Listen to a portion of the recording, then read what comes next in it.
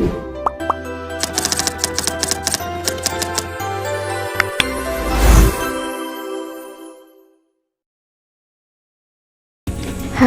Sobat Psikologi, yuk kenalan dulu sama anggota kelompok kita.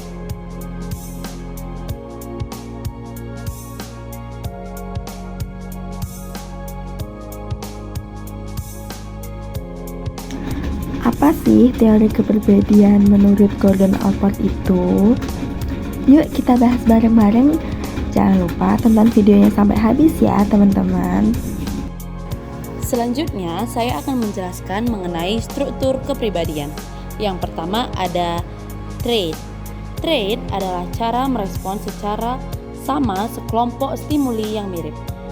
Sifat-sifat dari trait yang pertama ada nyata. Trait itu bukan konsep abstrak tetapi objek yang nyata, yakni struktur neuropsikis. Yang kedua, membuat banyak stimuli berfungsi ekuivalen, yang memandang berbagai stimulus memiliki makna yang sama dan merespons stimulus itu dengan tingkah laku yang mirip. Yang ketiga, mengubah atau menentukan tingkah laku. Trait muncul bukan hanya kalau ada stimulus yang sesuai, tetapi ketika stimulus yang tidak sesuai juga. Yang keempat, ada empirik. Trait dapat disimpulkan melalui berbagai pembuktian empirik. Pertama, disimpulkan dari terjadinya tingkah laku yang berulang. Yang kedua, disimpulkan dari kesatuan keselarasan dari berbagai manifestasi tingkah laku individu. Yang ketiga, trait disimpulkan dari jawaban atau kegiatan merespons stimuli kuesioner. Yang selanjutnya atau yang kelima ada kemandirian yang relatif. Nah, selanjutnya Allport membagikan trait menjadi dua bagian. Yang pertama, ada trait umum.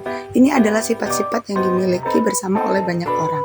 Yang umum ini yang kamu miliki sebagai kelompok-kelompok sosial atau budaya. Yang kedua ada trait individual. Nah, ini adalah subkategori dari trait umum yang memiliki tingkat generalitas berbeda-beda. Ada yang mempengaruhi tingkah laku tentu saja, ada yang mempengaruhi secara umum. Nah, yang dimiliki per orang tadi atau traits individual ada 3. Kalau pakai bahasa Allport ada kardinal, sentral, dan sekunder. Nah, kalau yang kardinal ini tidak semua orang punya, tetapi sifatnya khusus. Ini biasanya dimiliki oleh orang-orang tertentu atau yang istimewa, namanya cardinal trait. Nah, yang kedua ada disposisi sentral. Nah, kalau yang sentral ini yang wajar-wajar, misalnya pemarah, pemaaf, dan seterusnya. Jadi, kalau sentral ini karakter utama traitmu yang normal itu dinamakan disposisi sentral. Yang ketiga, disposisi sekunder. Sebenarnya bukan sifat kita sih, tapi kadang-kadang bisa muncul dalam situasi tertentu. Selanjutnya, kita akan bahas tentang traits, habit, dan attitude. Yang pertama adalah sifat atau traits, yakni cara merespon yang sama kelompok stimulus yang mirip dan menghasilkan variasi respon. Yang kedua adalah kebiasaan atau habits, seperti traits, namun penentu kecenderungan dalam habits bersifat khusus, merespon satu situasi atau stimulus serta pengulangannya. Yang ketiga, sikap atau attitude. Attitude berbeda dengan traits maupun habits. Dalam hal ini, attitude lebih bersifat evaluatif.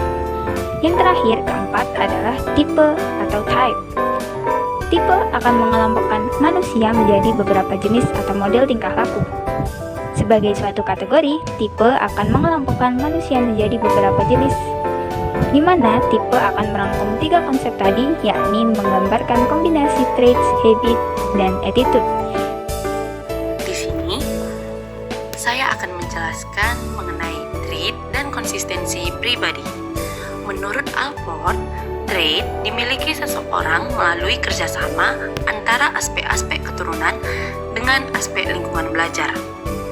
Aspek-aspek keturunan kita peroleh dari gen-gen yang diwariskan oleh orang tua kita kepada diri kita. Sedangkan aspek lingkungan belajar kita peroleh dari lingkungan kita, tempat kita tinggal atau lingkungan tempat kita bermain, dan juga lingkungan tempat kita belajar. Trait membuat tingkah laku orang menjadi konsisten karena memakai pola sesuai dengan trait yang dimilikinya.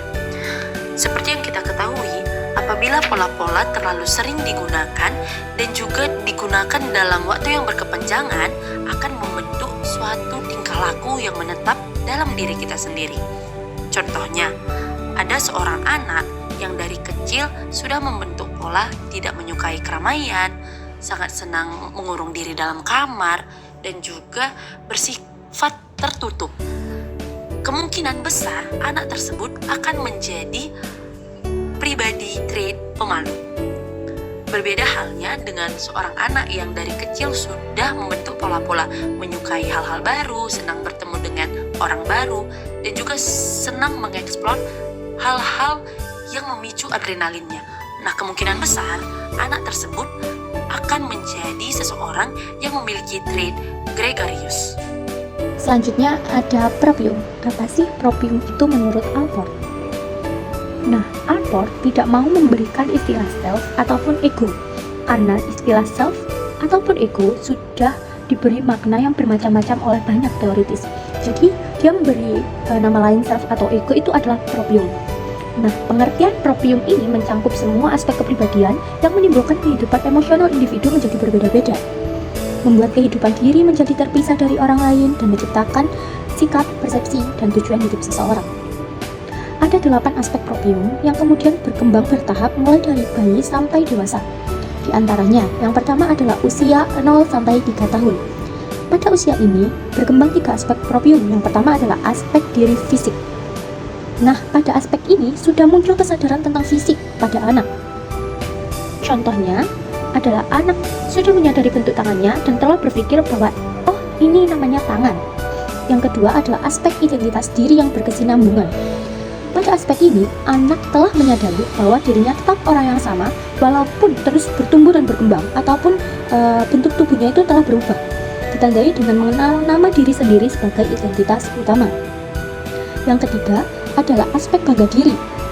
Pada aspek ini, anak telah mengembangkan perasaan bangga dengan kemampuan dirinya sendiri. Anak telah berjuang menjadi awal atau penyebab dari sesuatu, dan anak sudah mengeksplor terhadap lingkungan di sekitarnya. Yang kedua adalah usia 4-6 tahun.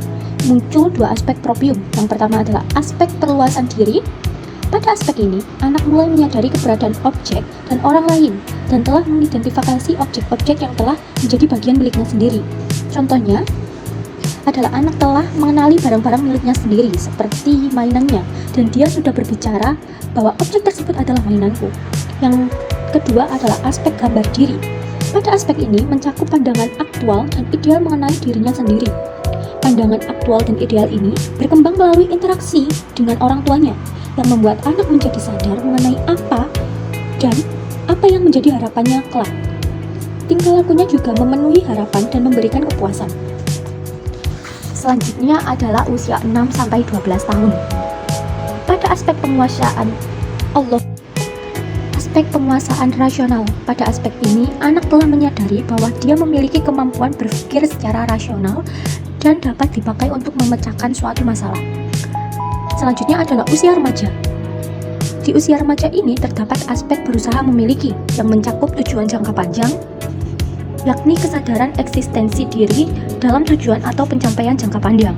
Pandangannya mengarah ke masa depan, dan untuk itu dia menyusun rencana-rencana yang akan digunakan untuk masa depan. Dan yang terakhir adalah usia dewasa.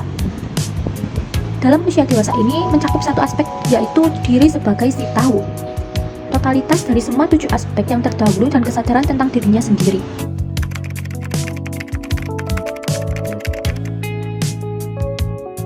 Bagaimana sih arti motivasi menurut Gordon Alport? Alport mengartikan, kita manusia adalah makhluk sadar dan rasional yang berbuat berdasarkan apa yang diharapkan dapat dicapai kemudian. Itu berarti motivasi ini mempunyai elemen penting, yaitu rencana, bagaimana kita membuat planning, dan tujuan, bagaimana kita menentukan suatu tujuan. Alport kemudian mengenalkan istilah otonomi fungsional, yang ini sangat berhubungan dengan motivasi. Salah satu tingkatan dari otonomi fungsional sendiri adalah perseverative functional autonomy, atau otonomi fungsional terbiasa, yaitu kita punya proses dari diri kita dengan sendirinya untuk mengulang suatu perbuatan menjadi hal yang rutin. Contohnya nih, kita mencoba menonton konten Korea di media sosial, tapi ketika kita sudah kecanduan dan jadi terbiasa, kita akan menonton konten Korea itu untuk suatu tujuan, misalnya untuk menjadikan itu sebagai hobi, pelepas stres, atau hanya sekedar ingin melihat idol-idol kesayangan kita. fungsional juga berhubungan dengan motivasi apa yang telah kita lalui di masa lalu. Alport mengenalkan istilah proprium sebagai tempat terbentuknya perbuatan mana yang akan otonom atau terulang dalam diri kita. Ketika kita mengalami sesuatu yang menghambat perbuatan itu untuk terulang, ada kemungkinan motivasi itu bisa hilang di waktu selanjutnya. Contohnya nih, ketika kita menyukai konten Korea, tapi terhalangi karena larangan dari orang lain, bisa jadi motivasi tujuan dari kita menonton konten Korea itu akan hilang dan tidak ada keinginan lagi.